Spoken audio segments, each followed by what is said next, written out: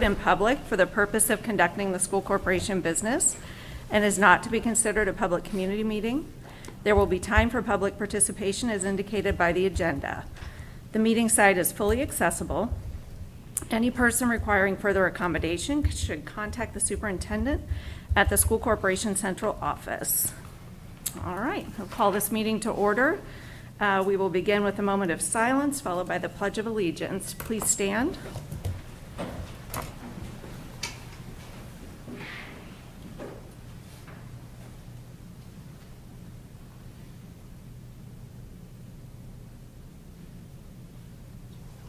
I pledge allegiance to the flag of the United States of America and to the republic for which it stands, one nation, under God, indivisible, with liberty and justice for all.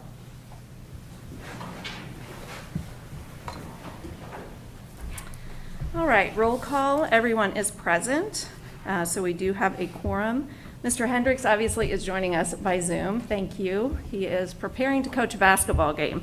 So when he disappears, that is where he is going. So at some point in the meeting, he will be leaving, but we still have a quorum. So thank you for making the effort to join us. Mission statement, Mrs. Hutchison. Lebanon Community School Corporation will cultivate and reach every student by influencing and enriching their lives through the power of education, and to do so in a positive and safe learning environment. Thank you. Item 2, approval of minutes for the December 14th regular meeting, January 4th reorganization meeting, and January 11th public hearing. I'd like to take all those together, please. A motion to approve all of those. All right, thank you. Second? I'll second. Okay. Any comments, questions on those? All right, all those in favor signify by saying aye. Aye. Opposed? Motion passes. Item 3, consent agenda for staff matters. Dr. Milliman. Thank you, Mrs. Keith. This evening, under 3A for classified, we have 3 custodian positions for the board's consideration, a substitute teacher position, and 3 instructional assistant positions. For our certified staff this evening, we have 3 maternity leave requests, 2 at Hattie B. Stokes Elementary and 1 at the middle school. Madeline Sandberg, Director of Joint Services, is recommending Kristen Blessing for the position of a school psychologist. That is a part-time psychologist. Remind the board that this is a joint services position, and we are the fiscal agent for the 6 member districts.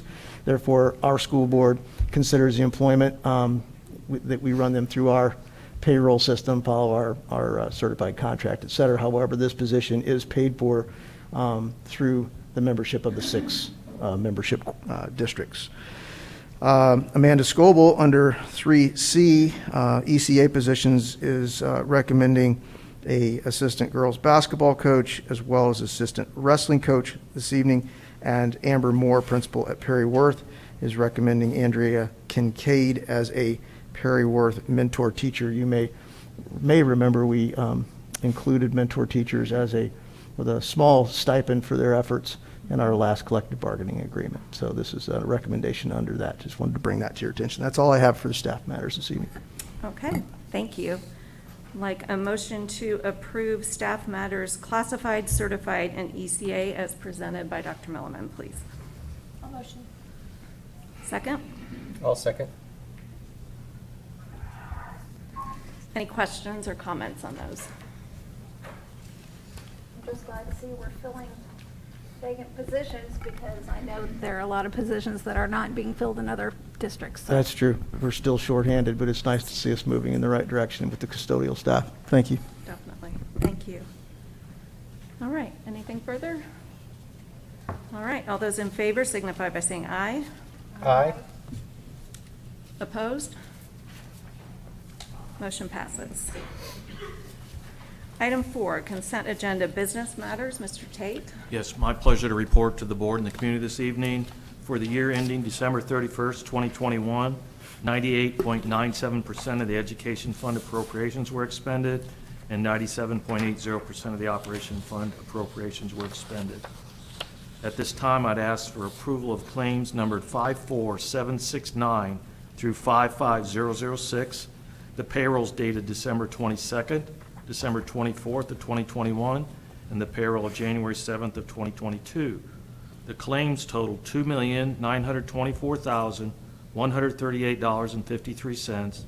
The payrolls total $2,239,058.97 for a total of $5,163,197.50. Okay, thank you. Thank you for the financial report. Board, I'd like a motion to approve claims for payment 54769 through 55006 and payrolls for December 22nd, 2021, December 24th, 2021, and January 7th, 2022. Make a motion. Second? I'll second. Any questions or comments on that? No. Okay, all those in favor signify by saying aye. Aye. Opposed? Motion passes. Thank you. Thank you. Item 5, report on fiscal indicators and end-of-year financials. Mr. Tate. Yes, before I do that, I'd like to share some good news with the school board. If you recall, back in the school year 2020-2021, I filed for reimbursements through FEMA for some of our expenditures. They're called projects, filed 2 different projects for some of our expenses for the pandemic. Both projects were moving through the process really well. I had good contacts and good feedback, and then they were both rejected. And so kind of set things aside, and about 2 months ago, they called me and said, well, we've kind of revised our guidelines, and we're reviewing both of your projects again. Please go in and reinitiate your projects. So I did, and good news. We've been reimbursed $64,016.08. Wow. Good job. Good news Fantastic news. on that side. Excellent. Thank you. Report on fiscal indicators. This is a requirement now by the state that we review some of the critical fiscal indicators for the school corporation. Every school corporation in the state is supposed to do this. So I'm going to start with the first slide there, Mr. Martin, is total average daily membership. Yes, sir. Thank you. So you'll notice here it gives us in the blue the fall in-person, and then it gives us in the green the spring in-person. I did not include the virtual counts because they were minuscule for us. You can see in 2015 school year, the fall ADM was our peak point. We were at 3525 at that point. You can see a small decline every year, approximately 40 to 50. At the end of 2021 school year, we had at the spring count of the 2021 school year, we had 3302 for our ADM count. The next slide is for the fund balances, and you can see numerous fund balances are included in this slide. Debt funds, education fund, rainy day fund, operational funds, all sorts of wonderful colors there. To become more focused, the next slide, or the bottom of that slide, talks about fund balances in specific accounts. I eliminated some of the other ones. So we still have the rainy day there in yellow. You'll see a drop in 2013-14. We used a significant amount of the rainy day at that time for some roof work within the school corporation. That's before we were doing GO bonds. You also might notice in 2017 we had a very high capital funds. The capital funds includes the GO bonds. So at that time, at the end of December, we had significant dollars in our GO fund that we hadn't expended, we just received. So those are kind of spikes, but there's really no other anomalies there. Have good fund balances in all the funds at that time. Take to the next one is the fund balances as percents of operations expenditures. And you can see again a gradual climb up on this. At the end of 2020, at 31% of our fund, 31% as a percent of the operations expenditures as our balances. You want to recall that the operations fund and the debt service fund, the revenue comes in twice a year. So you should have high balances for those two at the end of December. So even 31% is not out of line, considering that's when the snapshot is taken. Any questions or comments so far? Okay. Next, you'll see a slide on annual deficit compared to surplus, where the green represents the revenue and the blue represent the expenditures. You can see across the year, all those years, actually the revenue and the expenditures were fairly close to each other, with the yellow showing a deficit if it's below zero and a surplus if it's above zero. And you can see those are very small bars. So that's good that we've been able to match our revenue with our expenditures over the years. And I'll go to the next slide, which talks about revenue by type. Again, the top graph there is all the funds that we deal with. Federal revenue, state revenue, local revenue, debt revenue, and local tax revenue. And they're all coded by colors there. A little better focus on the bottom slide. We have the light blue as the state revenue. That money comes in and goes to our education fund. And then the other large amount of revenue is the local tax revenue. They're kind of in the burnt orange. Any questions or comments there? Okay. The next one, in the past, Lebanon School Corporation has not really felt much, if any, effect of the circuit breakers. We did have an effect on our collection this year, which I wanted to point out. It's not drastic, but it is something that needs to be noted. You'll see there the 1%, 2%, 3% circuit breaker, and then the total, including the 65 circuit breaker. We had a loss of revenue of a little over $268,000 out of our operations fund. So that is significant, something we need to continue to watch and be aware of where we're at. Again, that's an effect of not just the tax rate of the school corporation, the city, the county, the library, the jail. Everything that feeds into that homeowner might trip the circuit breaker for them. And again, it's not a worrisome figure, but it is something that we need to be aware of, and I wanted to report to you. Next, you will see a slide that has cash flow for the operations fund. And this is the 2021, so this is the calendar year that we just completed. In January, we started with a little over $2.9 million. In December, we closed out at $3.6 million. So the cash balance increased, but you'll also note there at the very bottom, this is 36% of our budget. So again, the operations fund, you got your tax draw at the end of December. So, you know, if everything was all rosy and shiny, 50% there would be a really good number. I'm not worried about 36% because of the rainy day fund balance that we have. But it is something that we probably could continue to focus on. What you have pulling on that fund, though, is the wages, salaries, and benefits of a lot of our classified staff, which you know what salaries are doing and wages are doing out there in the public. So for us to compete with those people, we're going to have to continue to use our dollars to have employees. So we've got money coming in, but we've got a pull on the other end that we've got to keep employees. So that's something we're going to have to balance going forward. But again, 36% cash balance, that's a good number with what we have for rainy day. Then the next slide is projections for 2022. Starting January at 3.6, I'm projecting we'll end at about 3.7, which will be about a 32.5% of our budget.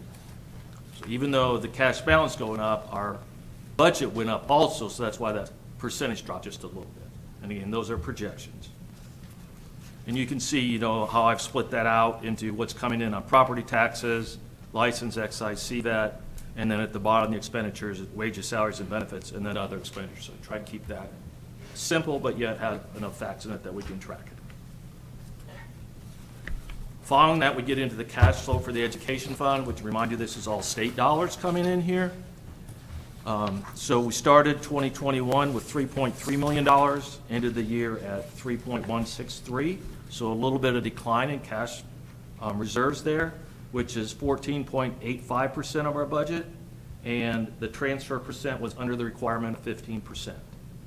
So a decent cash balance as far as percent, and we met the state guideline of being under our 15% transfer. And again, you can see wages, salaries, and benefits is the major expenditure there, where you have others as supplies, professional development, et cetera. And then the next slide is for 2022 education funds. So this is projections to start the year at 3.163, end the year at 2.96, which would still be a 13% cash balance. And the figures that I put in there for the transfer would be at 13.38%, which we can adjust as we get towards the end of the year, which we did this last year. And then the very last slide is a history of the cash balances by funds. Up in 2010 through 2018, you'll see the fund structure was different. You had a general fund, bus replacement, capital projects, et cetera. And then the state restructured us in 2019, so now we have education, debt, pension severance, which we paid off in 2019, referendum operations, and rainy day. And you can see what our cash balance has done along the way. Any questions, comments, concerns?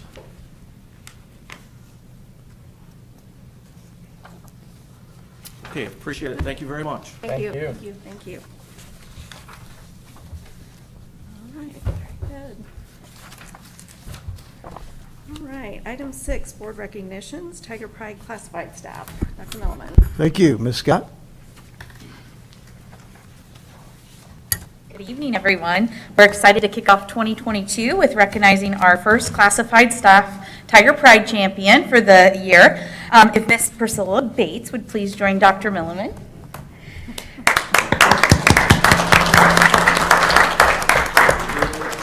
Priscilla has been nominated by Principal Mackenzie Lacrone at Central, and she serves as the food service manager at Central.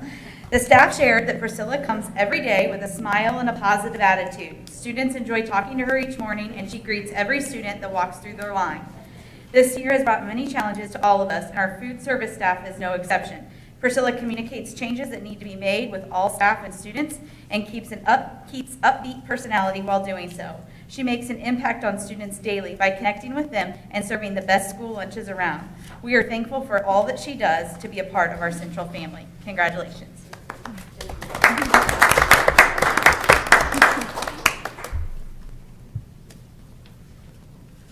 Congratulations. Thank you for all your hard work.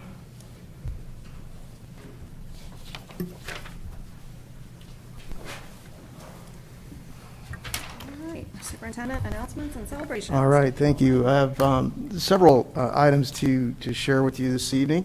First off, we'd like to congratulate Coach Rick Cosgrave for his award as the regional high school baseball coach of the year for our region. I think you may have seen some photos come out from our athletic department, but he was officially awarded that this week, so congratulations to him on a well-deserved honor. Just a brief update on the referendum. So working through collecting our petitions, signatures on our petitions to get the capital question on the ballot, and that's moving forward, but certainly encourage folks, if they want to allow our voters to have an opportunity to make that decision, to stop by our administration center. We have slots available for them to sign that, so look forward to that.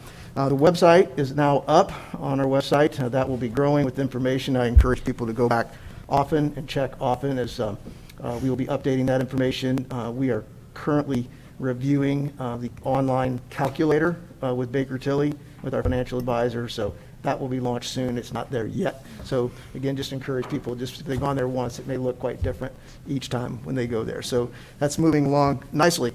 Wanted to take a moment to publicly thank Mr. Martin, Chad Martin over here, our Director of Operations. Not only is he triaging all of our COVID work that we deal with on a daily, hourly, and minute-by-minute basis here in the district, we had an opportunity through the Superintendent's Association. There's a group called Teachers Treasures in Indianapolis that gets donations for classroom supplies, and teachers in Marion County can go there at no cost and get supplies for their classroom. It's not open to schools outside of that, but with an agreement that they had, school districts anywhere in the region were able to get disposable Lysol wipes, right? These that you see on the grocery store. The catch was, in order to get that donation, you had to get a semi-truck full of it. An entire semi full of Lysol wipes. So as a superintendent, I'm like, this sounds kind of cool. I didn't know that was the rule. when I sent it to Mr. Martin, but he is an overachiever. Next thing you know, we're down the road, right? So he's a mover and shaker, so he coordinated with our friends at Western Boone and with Zionsville Schools, and coordinated a pickup here on our school grounds recently to split up pallets upon pallets upon pallets of disposable Lysol wipes. Double stacked now. Double stack pallets. We're coordinating with other agencies such as Mental Health America, Teen Challenge, the Methodist Children's Home, Sylvia's Place. We're involving our community and making sure that they get some of those supplies. So a lot of hard work. He does a lot of hard work on a daily basis, but this was like above and above and above and beyond. So I wanted to take a moment to thank him publicly for that. And I know And it had my favorite word, free. free. Well, every CFO has reminded me nothing is free. So thank you, Mr. Martin, for that. Just a quick staffing update. I thought the board might enjoy a little bit of a staffing update. I shared in my update to families and LCSC this weekend our COVID update. Very proud of our transportation department. Mr. Tate over here, who oversees the transportation director and that department, he was there all day today helping them out as well. But as of Friday, we had about 3,300 routes in our district that we had run. We had 2 that were not unfilled for 1 day each. That's a pretty high percentage, but we know that we folks count on that transportation. I did reach out to our colleagues at Western Boone and Zionsville just to gauge where they were as well. Western Boone is in an exact same situation we are with subs and sub drivers. They're utilizing their bus mechanics and all transportation staff just as we are to fill routes when those happen. So really that's an exact situation.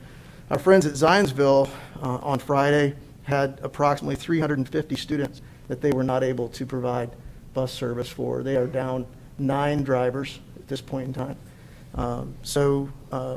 It's something we're all feeling and all working on. And we unfortunately had to send out a communication this afternoon for one afternoon route tomorrow so far. We just kind of cross our fingers every morning. So we're working on that. As you know, we've encouraged some of our classified staff to get licensure through the stipend that you're providing. We've had some people take us up on that. They're working their way through the process, so hopefully they'll be available to sub here within the next few weeks, we hope, or at least a couple weeks. We're getting them through the process. So that's it on transportation. Friday, we had 14 slots in food service that were not filled. We were down 14 workers in food service. And because Jennifer and the team that we just recognized didn't miss a beat, in some respects, from my perspective, I'm sure they were missing a lot of beats from their perspective. So I just wanted to take a moment and thank her again for that hard work, and thank all of you sitting up here that offered to volunteer as well. And so we appreciate that, and we may have to take you up on that if it goes to 15 and 16 here soon of unfilled workers. So thank you for asking to volunteer. Custodial, we recommended some new this evening, but we have been understaffed in custodial as well all year. But we're doing the best we can. It's unfortunate because we're not gonna leave the critical areas untouched in the buildings, but we may not get to our classrooms as often as we'd like with the trash emptying or things like that. But we're going to hit those spots, but and utilize that staff. I did also want to mention that part of the FEMA that reimbursed us was for the UV light devices that we had purchased as well. So when we do have a situation like at Central last week where we moved to remote for a day, we deployed multiple devices in that building. So every classroom and every space received that treatment over that long weekend. So we will do that whenever there's like kind of a hot spot that we need to deal with. So thank you for your leadership and getting those purchased, whether or not we got reimbursed, but it's nice to know now that we did get reimbursed for some of that as well. Our substitute teachers, it varies by the day. Today, it was actually a relatively good day with subs. We still had unfilled positions, but we didn't have as many unfilled positions as we had. Midweek last week, I think one day we hit at least 17 unfilled classrooms. It can go higher than that as well, but today it was a handful.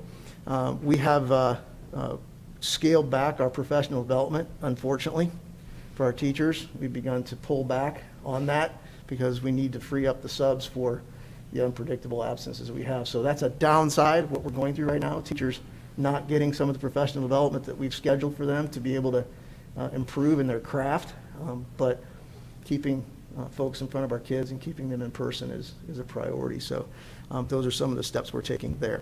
So those are some staffing updates. Wanted to take a moment, just talk a little bit about legislation I don't normally talk about at the board meetings, because we can get bogged down on talking about legislation and be here all night. But there's some pretty hot topics that are moving through the legislature right now. And you know, one of them was Senate Bill 167, which is not moving forward, but there's an identical bill, House Bill 1134, that is moving forward. House Bill 1040 is very similar as well. And they do have enormous impact on the day-to-day instruction and day-to-day operations of our school. But I wanted to take a moment and just encourage folks to stay engaged and really pay attention, not just to the bills that are getting the most attention in the press, but pay attention to what's happening when those bills are getting the attention in the press, what bills are moving forward and getting passed, okay? The ones that have long-term effects on public school. For example, when we have gone out and presented in preparation for the referenda, one of the things that I've shared with PTOs and other groups is that if a public school decides to take a school offline for whatever reason, similar to like what we're talking about with Central Elementary, there are some very tight rules around that. And if you take that school offline and do not repurpose it within a specific period of time for specific purposes, you're required by law to make that school available to charter school operators for $1. Not only do you have to make the school available for $1, you cannot demolish a building. Like if you said this space in our district could be utilized for a better purpose, a different purpose, we want to build a school on this site, but we want to use this site for technology offices or some other purpose that's not a school. You're not allowed to do that. So the taxpayer asset that they have purchased with their tax dollars has to be offered for a calendar year to a charter school for $1. If a charter school decides to buy it for $1 and doesn't occupy it for a period of time, I have to check the code, but I think it's also a year, the school district has to maintain it. You have to light it, you have to heat it, you have to make sure everything's maintained within it, you have to keep the humidity right, you have to keep, you're in charge of, even though you've sold it for the $1. That bill passed while bills like Senate Bill 167 were in the press, right? There's another bill moving through the House right now through committee, which is very similar to the $1 bill. And that is that public school districts will be required to share referendum revenue with any charter school within their school boundaries, that reside within their school boundaries. So the public school has all the expense to go through the referendum, they have all the, the process of that, but will be required to revenue share with a charter school, which may be run by a for-profit organization. So that's why, Terry Spradlin, the director from ISBA, I'm going to steal his prop, did this prop the other day in the legislature. That is why this is the rules and regulations governing public schools. This represents the laws and rules governing private voucher schools. So this is what's happening when there's things in the press. So I encourage folks, the fiscal indicators presentation Mr. Tate just completed, that we're required to show the public about our position fiscally, is not required of the taxpayers' dollars that go to private schools. They're not required to do any public accounting for those dollars. State Board of Accounts does not audit those dollars. It's only a public school. So I don't want to get into a whining situation, a complaining situation. It's a reality situation, right? So I just encourage people, pay attention. My dad always said the devil's in the details. He's a pretty smart guy. So just pay attention to those details, and that's my encouragement for legislation this evening. There's many, many more examples to that. So on that high note, that's all I have for superintendent's announcements and celebrations this evening. Thank you. Boy, yeah, that's a good visual. Effective. All right. Next on our agenda is comments from the public. We do have some people signed up to speak. Visitors requesting permission to address the board on a specific agenda item should, prior to the meeting, sign in with the, at the table, which you found that obviously, at the front of the meeting room. According to Board Policy 0167.3, each statement made by a participant shall be limited to 3 minutes duration. No participant may speak more than once on the same topic unless all others who wish to speak on that topic have been heard and the attendee's remarks do not exceed the 3-minute maximum per attendee per topic. We ask those addressing the board to speak from the podium and state their name and address. Board Policy 0167.3 dictates that personnel issues will not be addressed. Concerns about individual employees of the district should be brought to the superintendent or designee. All right. All right, first we have, I believe it's Joan Woods. Is that right? Okay. We should have the timer going on the screen just to keep everyone in check on their 3 minutes. Can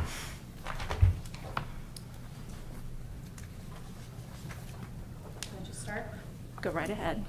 Thank you, board and public. My name is Joan Woods, and I reside at 5811 Box Elder Drive in Whitestown. I have a daughter in her first year at Lebanon High School, 9th grade.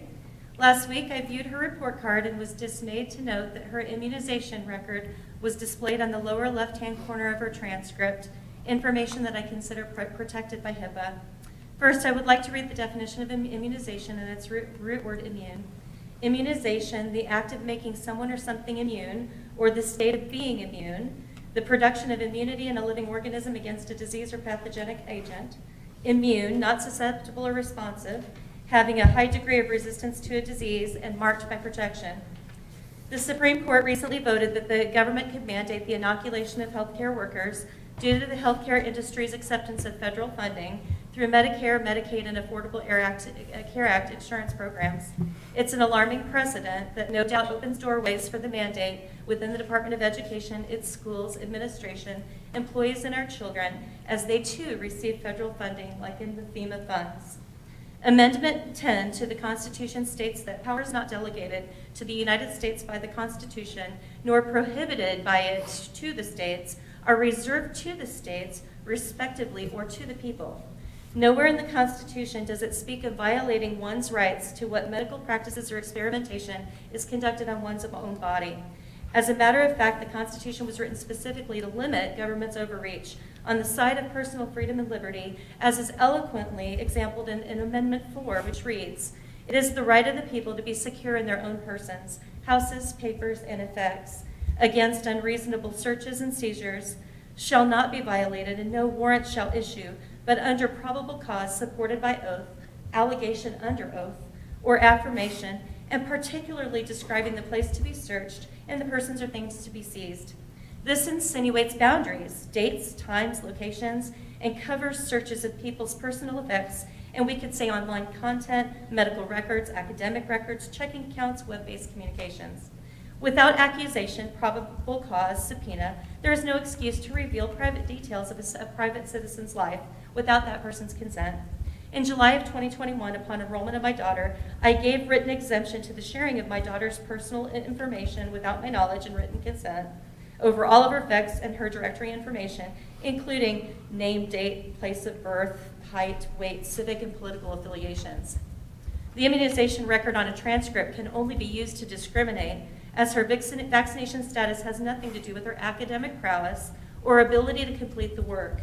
A transcript is a report of performance indicating a student's successful navigation of a set of academic curricula.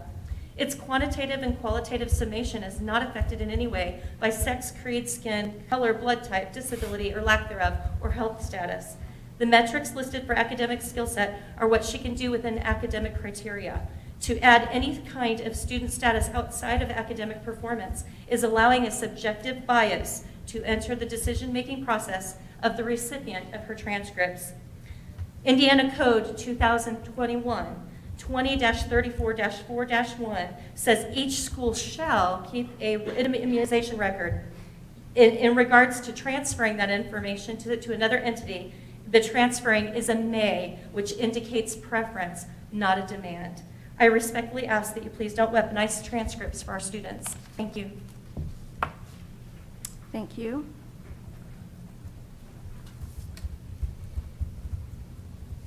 Patrick Elmore.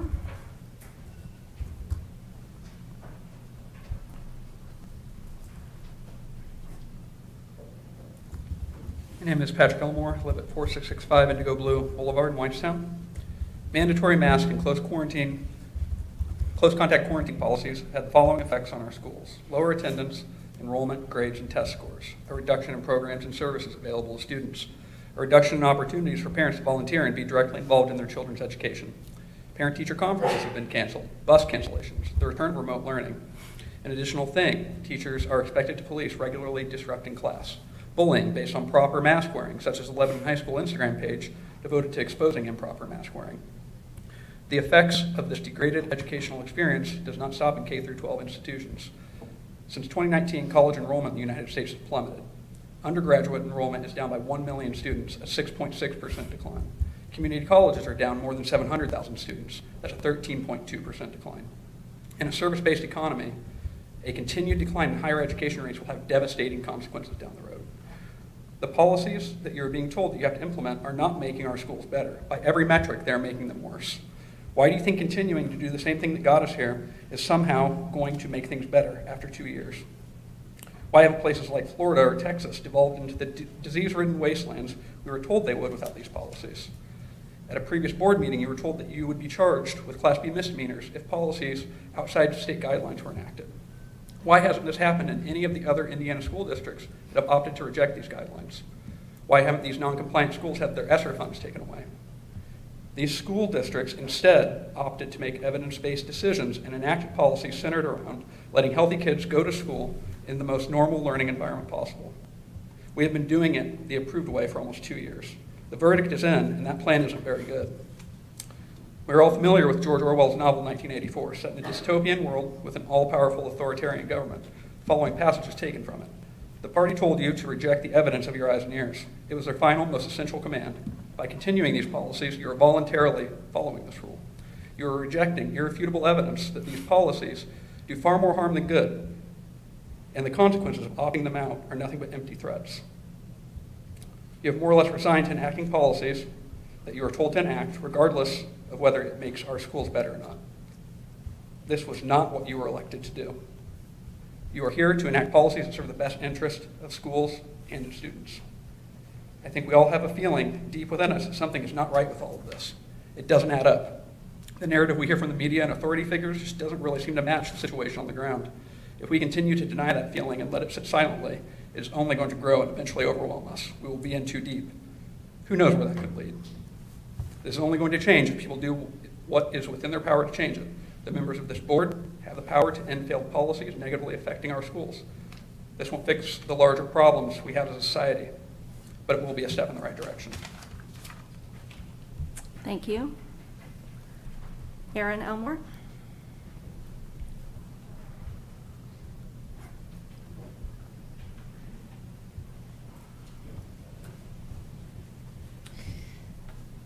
My name is Erin Elmore. I live at 4665 Indigo Blue Boulevard in Whitestown.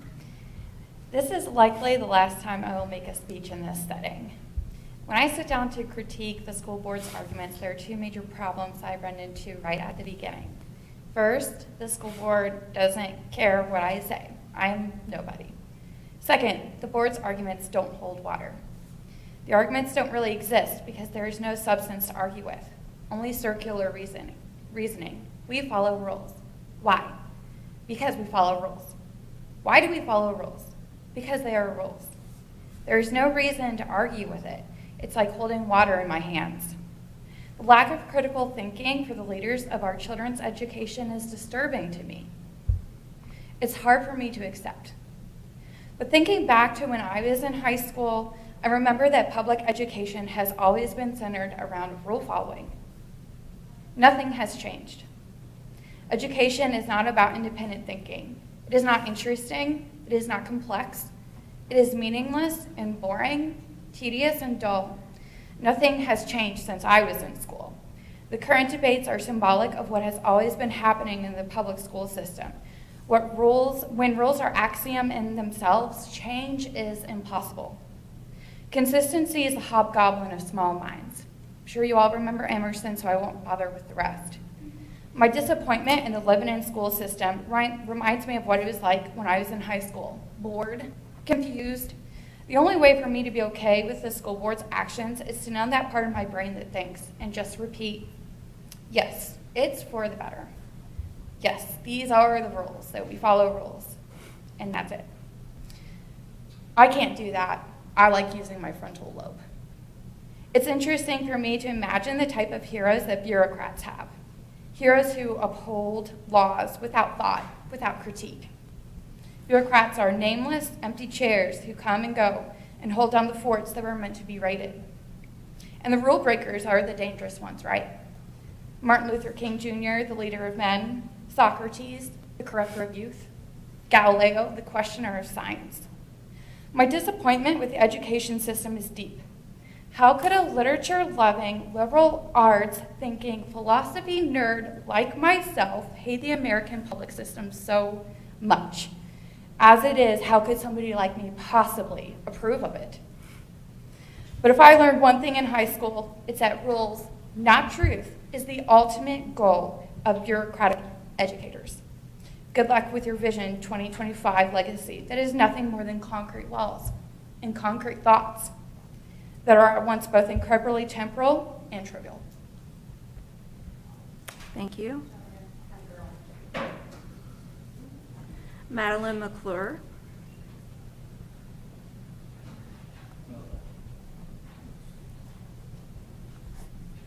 Hi, my name is Madeline McClure. I am a third grade teacher at Harney Elementary. I live at 623 Klotz Street, Lebanon, Indiana. I would like to stand in front of you and say thank you for what you do on a daily basis. I had a COVID hotspot in my room last week, and it was ever-changing. And Chad Martin and Nurse Tiffany and everyone who was involved helped, and they got contact tracing done. And we pivoted in a matter of days to remote learning or in-person learning and half and half. And I just want to thank you for all that you do and the COVID protocols that are in place, that are working, that help our students stay as safe and healthy as possible. Thank you. Thank you. Alyssa Wilborn.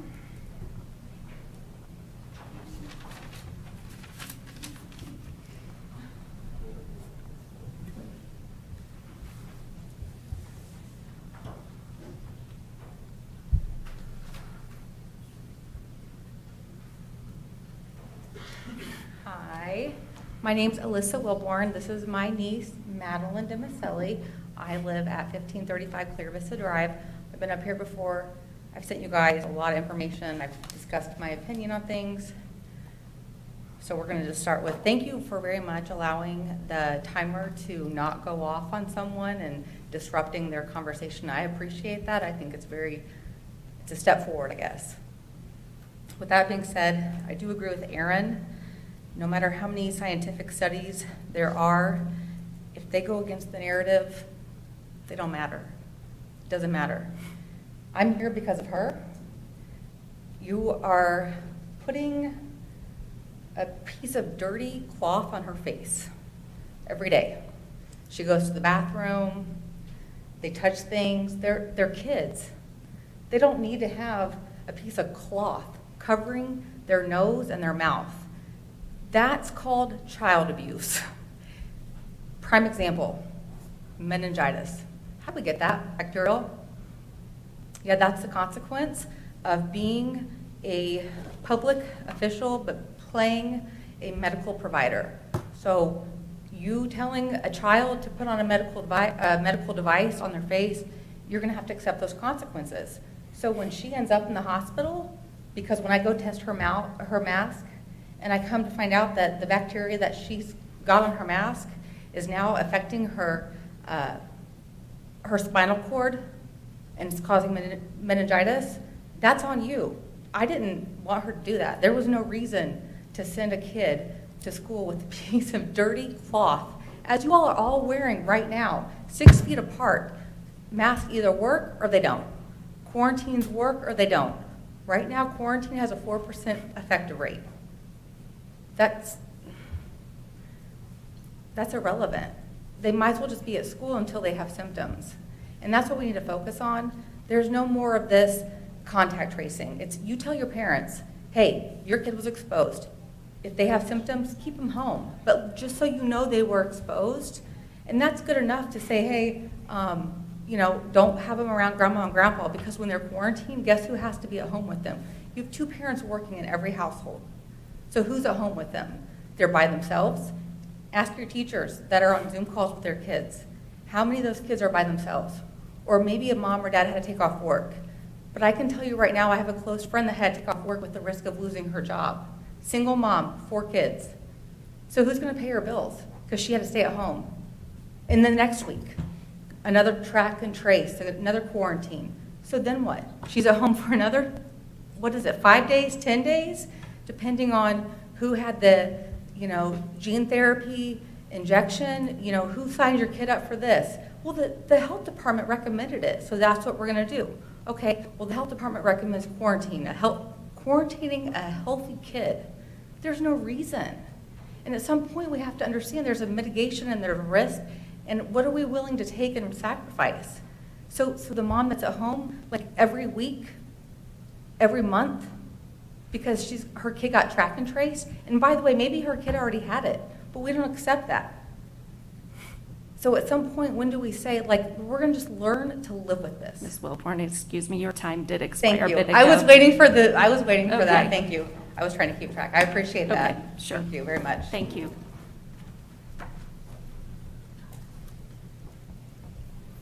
Carmel Ferris.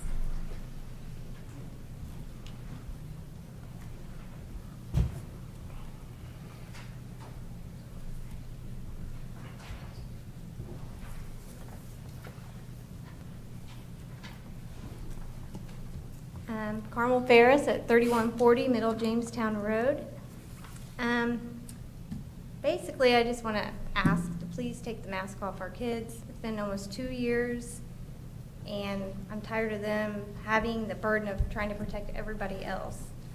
I mean, I thought it was our job as adults to take care of our kids, and I would just like the right as a parent to make the decision whether or not I want to mask my child, what I feel is best medically for my kid, and whether it's if someone wants to mask their child or not.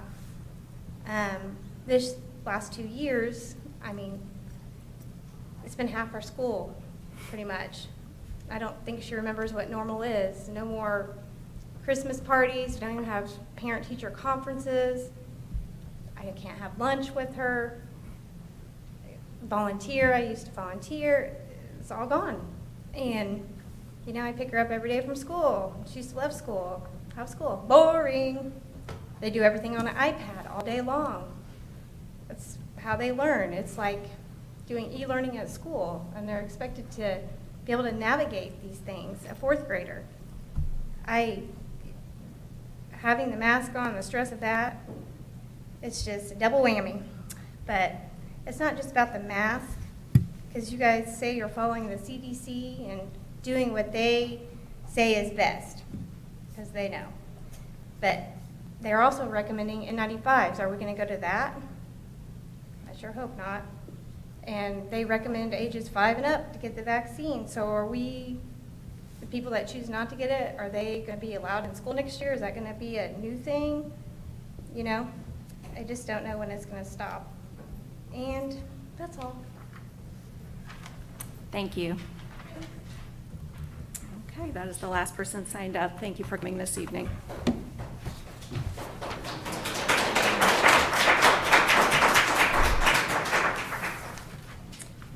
All right, item 9, recommend purchase of Apple products and Apple Professional Learning. Mr. Tate. Yes, there's a lot of this information that's been included in your background. I'll try and go through this purposefully. First recommendation is the purchase of 2,707 iPads, cases, and the warranties that go along with them. This will be for grades K through 8 for next year.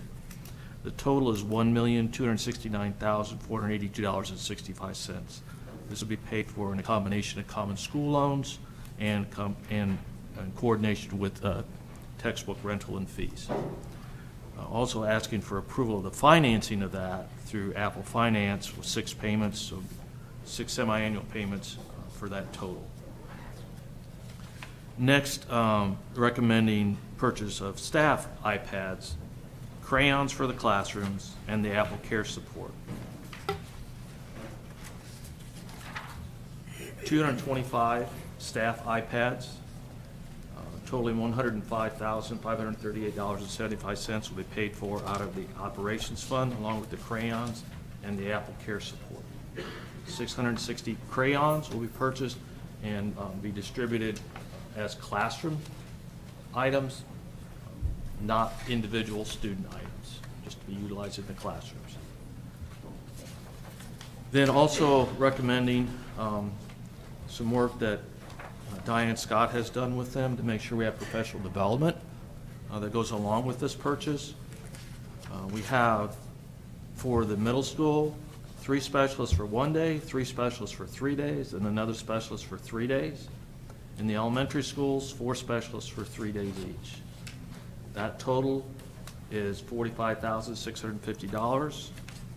That will be paid from the education fund. Asking for approval of those items and the financing of the student iPads. All right, thank you. Board, I'd like a motion to purchase Apple products and Apple Professional Learning Services as outlined by Mr. Tate, please. I'll second. All right, motion second. Questions on that? Mr. Tate, can you remind us again how long typically we are able to keep iPads and laptops before they rotate out of our stock and we have to buy new? Our plan is 4 years, but we evaluate that at 3 to see if there's a good trade-in value at the time. So the ones that we have currently at the elementary are on their 4th year. The middle school will be switching from laptops to iPads. So we'll be selling those into a repurposing group and recouping that money to go towards this purchase also. Thank you. Real quick, why a change from the iPads, or to the iPads from the laptops? That's something that Mr. Dunshee has recommended through curriculum and through his recommendation feels it's be more active and supportive with the students versus the laptops. Yeah, the functionality of the iPads continued to get closer and closer to the PC, both with memory and capability, and then with the quality case that we're able to provide the students and keyboard that's connected to that. Everything being cloud-based now for storage of documents, et cetera. Things have kind of changed from that aspect. So a side benefit, from a corporation standpoint is the cost versus a MacBook versus an iPad, but honestly, it's really more from the functionality standpoint. We started training the middle school staff on iPads relatively early, which was some Apple training, but then through the pandemic funds, we actually purchased iPads for all staff members a bit early, so they've actually been able to test drive this software as a faculty a little bit earlier than we thought we were able to do that. So if there is any kind of silver lining here, maybe that's a little bit of one. So there's been quite a bit of planning that has taken place in preparation for this rollover. That's a great question. will we have the same cases that we've been using with the keyboard, with the, or will that change? These will all have all new cases for these new iPads. A new style of case, or is it the same sort of? I don't know. Have the full keyboard? There-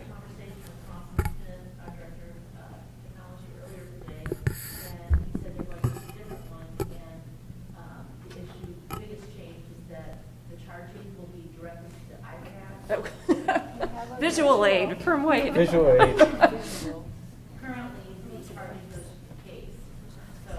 Okay. All of that will, circumventing the case reach, the Okay, charging device. nice. And the iPad might make it better, we're hoping. Okay. Maybe new issues that come out of it, but Sure, but still the nice full keyboard, and so they're still learning that, yeah, okay.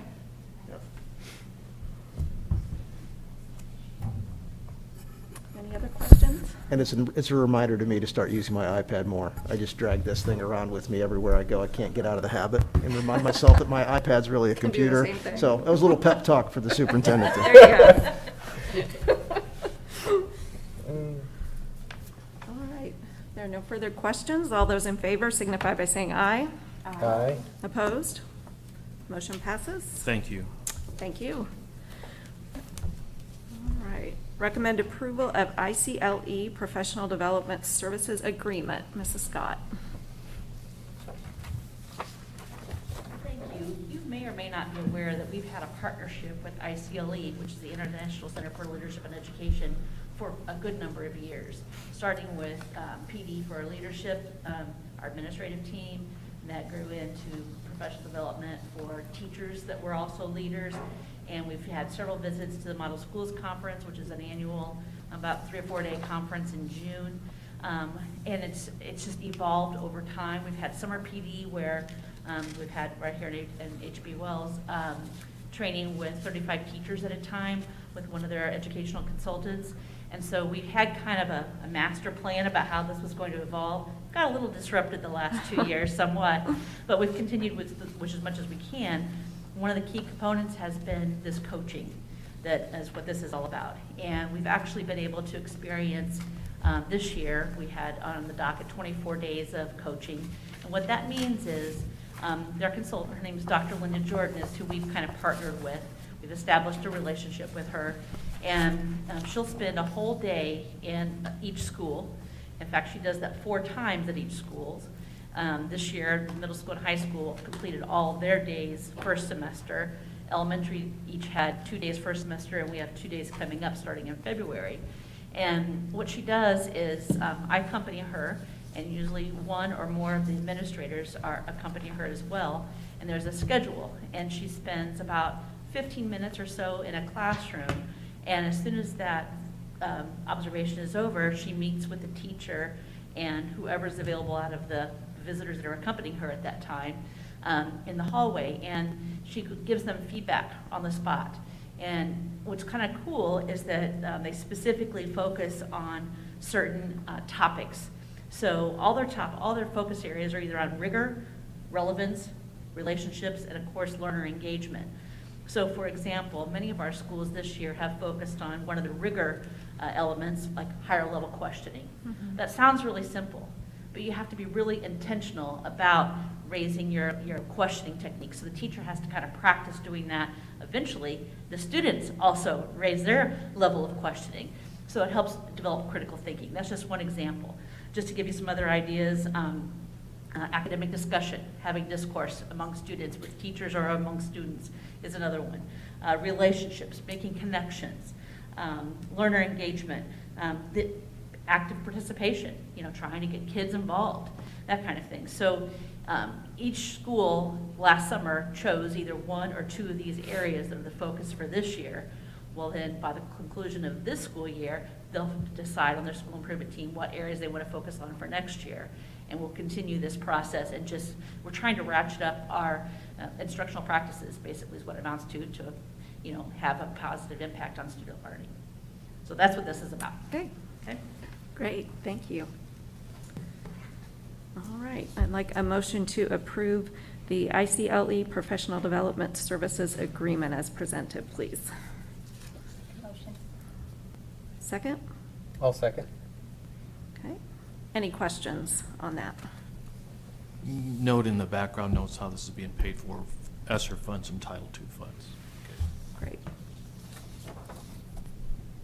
And because of our partnership, they do give us a 16% discount, which is really nice.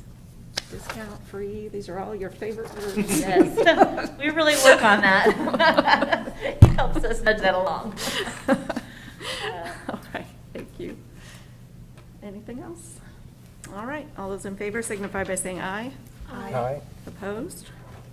Motion passes. Thank you so much. Thank Appreciate you. it. And another favorite word, approval of fitness equipment donation. Is your favorite word fitness or donation? Well, Could be I'll either. let you pick. Could be either, right? Could be either. So, yeah, my pleasure to bring a donation to the board this evening. It is a board policy when donations reach a certain dollar amount threshold and value that requires board approval. Very grateful to Mr. Craig Terrell, lives in our community, has donated a piece of fitness equipment to our fitness and weight facility. As you can see from your background notes, it's kind of a HIT device, several different strength and conditioning drills that can put our athletes through. It's an impressive machine, and so we thank him for that. I think the retail is around maybe $8,000 or so for one of those devices new. So I'd like to bring it forth for your approval this evening, and then I will send a thank you on the board's behalf to Mr. Terrell, as also as part of policy and guidelines. Great, thank you. Board, I'd like a motion to approve a fitness equipment donation for Mr. Craig Terrell. I'll make that motion. Okay. A second? I'll second. I would just say thank you to Craig if he is listening, and I know you'll extend our thanks as well, but that's a significant donation. Absolutely. And our kids rely a lot on our weight room here to Yes. stay in shape and ready to He compete. and Mr. Terrell's also a mentor to several of our athletes, and helps them with their conditioning himself. So a great asset to the community, proud alum. I'm proud of him as an alum. So, and it's just part of being part of a great community as well. So it's one of the nice things to be able to bring forward this evening. And every kid using this is guaranteed to become an NFL athlete, right? They're guaranteed to have that chance. Only However Craig shows slim you it how may to use be. it. Only Craig Only Craig shows you how to use it. Right. All right, all those in favor signify by saying aye. Aye. Opposed? Motion passes. All right. Question? Oh. Okay.